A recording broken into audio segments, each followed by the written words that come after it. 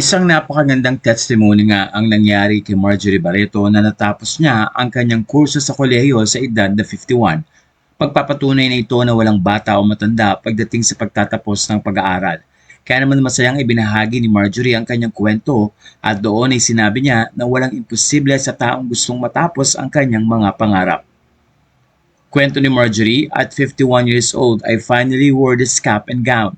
For years, finishing college was a dream tucked away. Paused for show business, raising children, public service, business, and building a life. But God never forgot.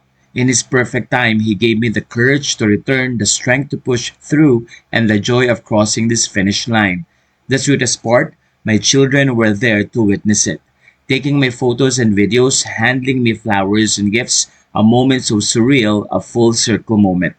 I want to thank Philippine Women's University for opening your doors and making this chapter possible. I also want to thank my dear friend, I love Rufa G, for starting this journey for so many of us. She graduated first, lovingly encouraged me to go back to college, and always reminded me that I could do it. To my loved ones who inspired me, pushed me, and talked me out of my panic and anxieties, thank you from the bottom of my heart. And those my age who still carry dreams in their hearts, it's never too late and you are never too old to realize the dreams God placed in you. Sa puntong ito ay natuwa naman si Rufa Gutierrez at sinabi ang ganito: I'm in tears, love you and so proud of you. Congratulations Marge Barreto, you did it.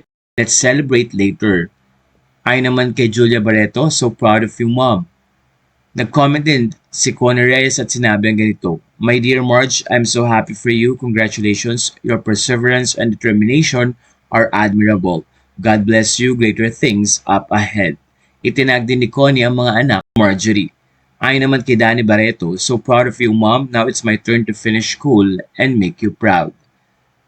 Ayon sa mga netizen, nakakatuwang makita na sa kabila ng kanilang trabaho bilang artista ay pinaprioritize pa rin nila ang kanilang pag-aaral.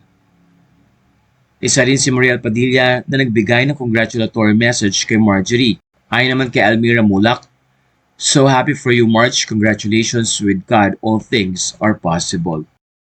Kasama ng kanyang anak na si Leon at pati na rin ang anak na si Danny Barreto, tuwang-tuwa ang mga fans na nagbigay ang mga ito ng pagpupugay sa kanilang ina at ilang mga photos at videos din ang binahagi ni Marjorie bilang pagtatapos ng kanyang pag-aaral.